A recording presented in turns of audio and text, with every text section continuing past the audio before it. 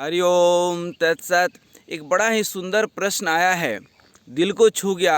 हालांकि इस प्रश्न का कई बार जो है व्याख्या हो चुकी है, इसके उत्तर दिए जा चुके हैं, लेकिन फिर भी यह प्रश्न बहुत महत्व का है कि संसार में, दुनिया में, इस व्यवहार में सबसे बड़ा अपराध क्या है। ऐसे कौन से कर्म हैं जो सबसे ज़्यादा पाप जो है, या सबसे ज़्यादा जिसका पाप का प्रायश्चित करना पड़ता है या भुगतना पड़ता है। बस 5 मिनट इसको समझ लिए, सिर्फ एक पाप है। भगवान श्री राम भी कहते हैं कि निर्मल जन मन सो मोहि पावा, कपट छल छिद्र मोहि न भावा। संसार का सबसे बड़ा यदि कोई पाप है तो वह है किसी को धोखा देना।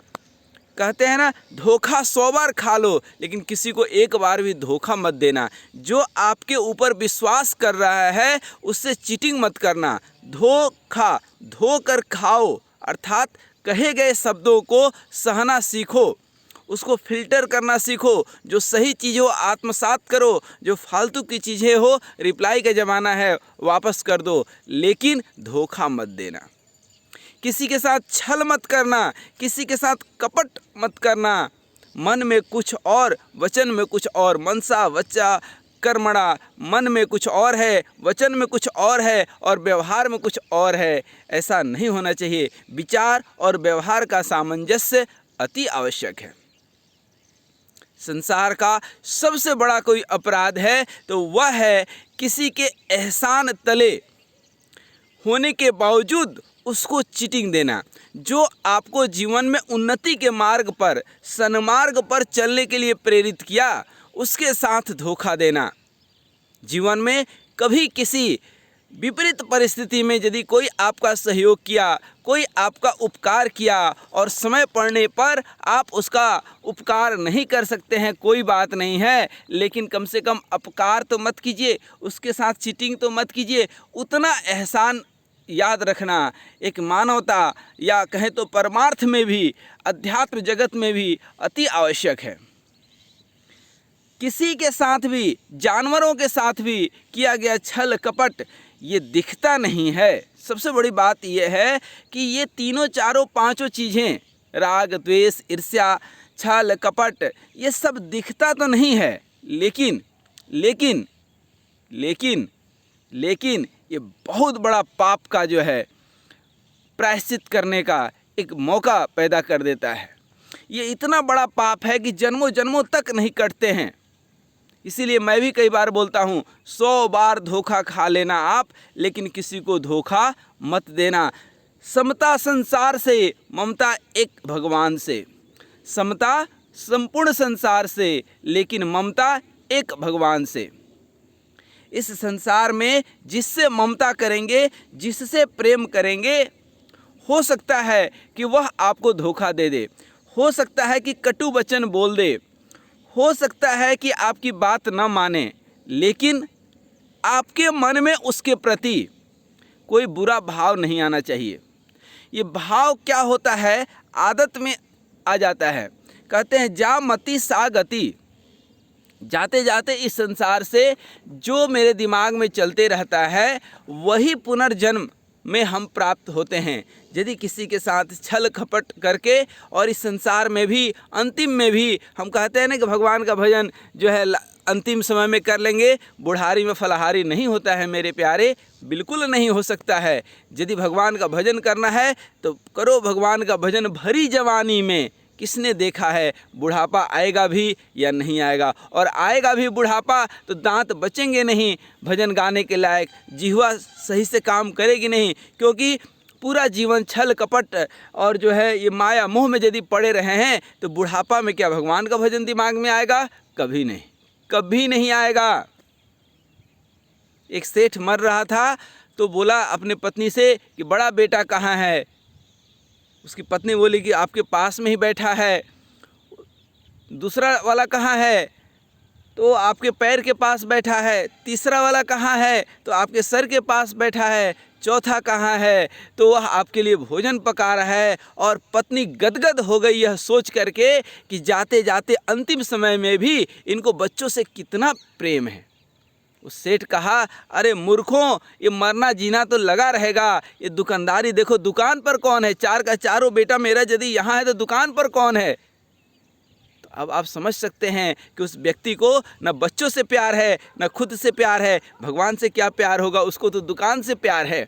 और ये दुकान, दो कान भगवान ने क्यों दिए थे? भगवान का भजन सुमिरन करने के लिए, श्रवण करने के लिए, गुण कीर्तन श्रवण करने के लिए। लेकिन हम क्या कर बैठे, क्या पाने आए थे, क्या पाकर जा रहे हैं? इस संसार में खाली हाथ आए थे, खाली हाथ जाना है। लेकिन प्रेम की गगरी भर करके आए थे। प्रेम से दो वचन किसी को भी बोल सकते हैं, उसमें पैसा नहीं लगता है। हम बार बार जो निवेदन करते हैं कि जब समय मिले भगवान का भजन कर लीजिए, इसमें पैसा नहीं लगता है, आपका जीवन संवर जाएगा। आप शाम में जाम पिएंगे, सुबह होते उतर जाएगा। कभी राम रस पीकर देखिए, जीवन नहीं संवर जाए तो मुझे बताइएगा। जीवन संवर जाएगा मेरे प्यारे, जीवन संवर जाएगा।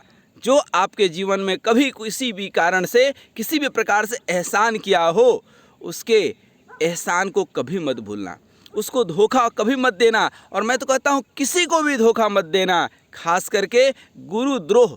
कोई आपको सन्मार्ग पर चलने के लिए प्रेरित किया, कोई आपको पढ़ाया लिखाया आगे बढ़ाया, उसको कभी धोखा मत देना। गुरुद्रोह दुनिया का सबसे बड़ा अपराध है। माता पिता की सेवा न करना सबसे बड़ा अपराध है। लेकिन अब सेवा नहीं कर पाते हैं, चलो एक बात समझ में आती है, लेकिन उस माँ बाप को धोखा दे देना, जन्मों जन्म का पाप आपने जो है बटोर लिया। कम से कम धोखा मत दीजिए। आप सुख नहीं दे सकते हैं, कोई बात नहीं है, दुख देने का कोई अधिकार नहीं है, आप दुख मत दीजिए। किसी के साथ छल कपट, किसी की निंदा, किसी की मन में जो है कटु वचन है और व्यवहार में हम उसके साथ अच्छा कर रहे हैं, ऐसा नहीं। मन को सुधारना है, मन को मार देना है, मन को परमार्थ में लगा देना है, मन को सन्मार्ग में लगा देना है। यही जीवन का ध्येय है। शूद्र कभी कभी कहते हैं ना, यूँ तो शूद्र एक वर्ण व्यवस्था है, जो दूसरे की सेवा करते हैं, जो भी नौकरी चाकरी करने वाले हैं, नौकर है, वो सब शूद्र कैटेगरी में ही तो है। चाहे हम हो, आप हो, या कोई भी जो नौकरी कर रहा है, मतलब क्या, नौकर। लेकिन एक शूद्र का और व्यवहारिक अर्थ होता है कि जो किसी के एहसान को, जो अर्थात आपको उठाया, जीवन में आगे बढ़ाया, और उसको ही आप धोखा दे देते हैं, ये शूद्र की प्रथम पहचान है।